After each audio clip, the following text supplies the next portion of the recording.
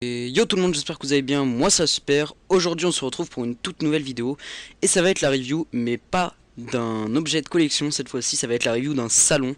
Donc un salon Star Wars, peut-être le plus connu de France, qui s'est déroulé le 28 et le 29 avril dernier. Et c'est Génération Star Wars et SF AQC qui nous accueillait pour une 20e édition, donc une édition spéciale, un anniversaire. Une édition vraiment géniale, c'était ma première personnellement.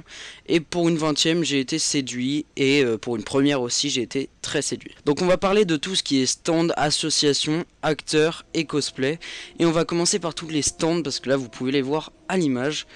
Et donc vous pouvez voir qu'il y a des stands de tout. Il y a des stands de création en bois, des créations en laine, en perles.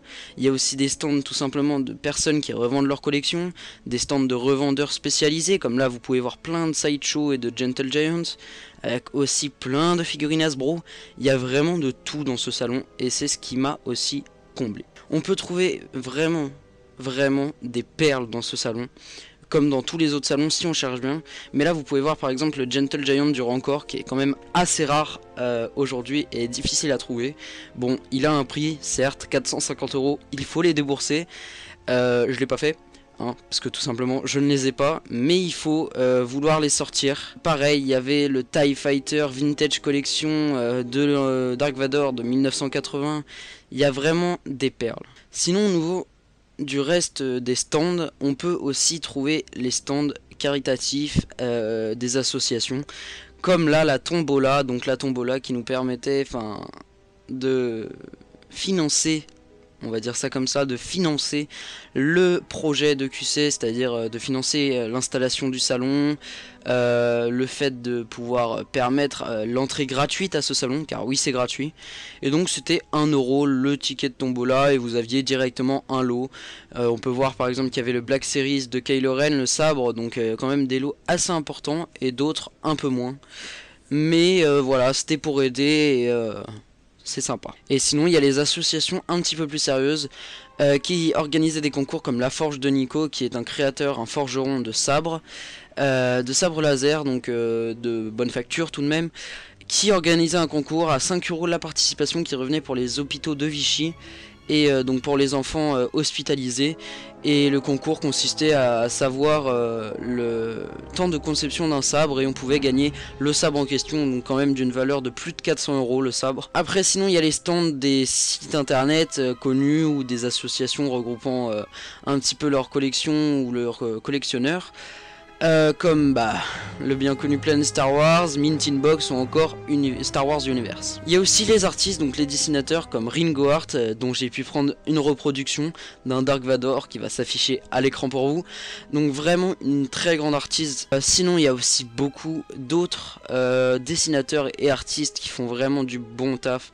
Je pense par exemple à Cinéfigurines, qui sont dessinateurs et qui créent des figurines, donc des sculptures, et beaucoup d'autres. Il y a aussi les cosplayers, donc les cosplayers qui représentaient une grosse partie de l'animation, avec des cosplays en tout genre, la majorité Star Wars, mais d'autres pas du tout Star Wars, avec beaucoup d'autres sujets comme Deadpool qui s'affiche à l'écran, ou encore je ne sais plus. Il y avait vraiment beaucoup de Star Wars plus ou moins professionnels, même si les moins professionnels étaient tout de même sympas, faut quand même le faire.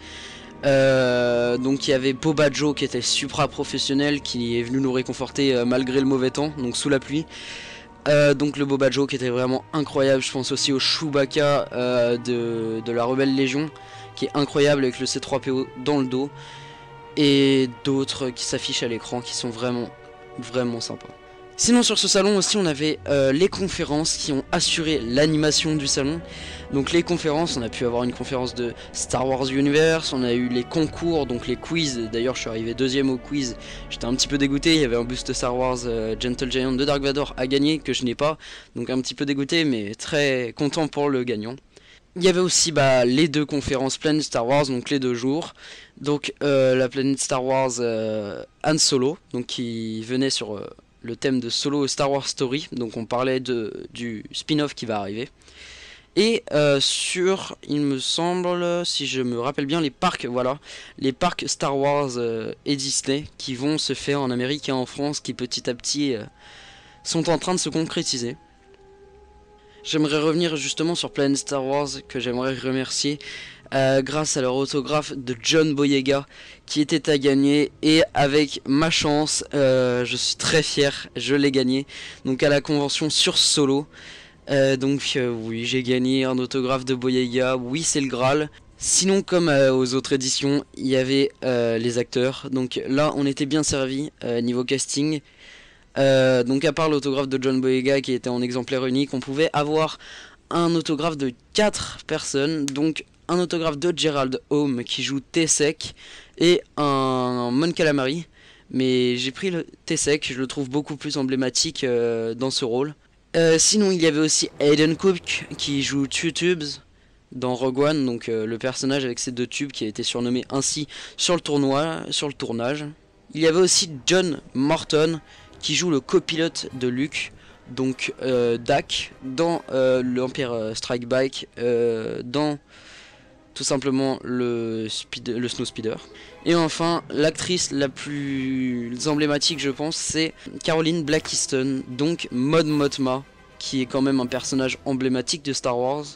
Donc Mon Mothma, ça m'a vraiment fait plaisir de la rencontrer, comme tous les autres, parce qu'il y avait une espèce de convivialité entre nous et les acteurs, sachant qu'ils parlaient pour la plupart, voire 3 sur 4 je crois, parlaient français, donc pas à la perfection, mais on pouvait communiquer plus facilement.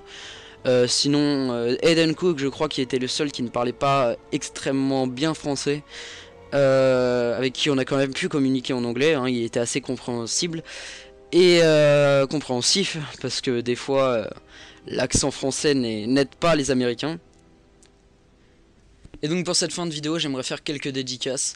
Donc par exemple dédicace à Hervé, qui m'a fait plaisir de le revoir, FX, Nicolas, dédicace à Marceau, et plein d'autres mondes, je vais pas tous les citer parce que j'en ai vu vraiment beaucoup.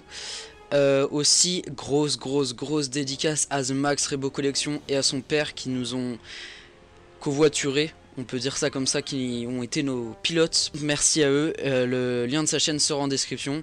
Et je sais qu'il a un petit peu la rage de ne pas avoir eu l'autographe de John Boyega, donc je lui fais coucou et je lui dis qu'il l'aura jamais.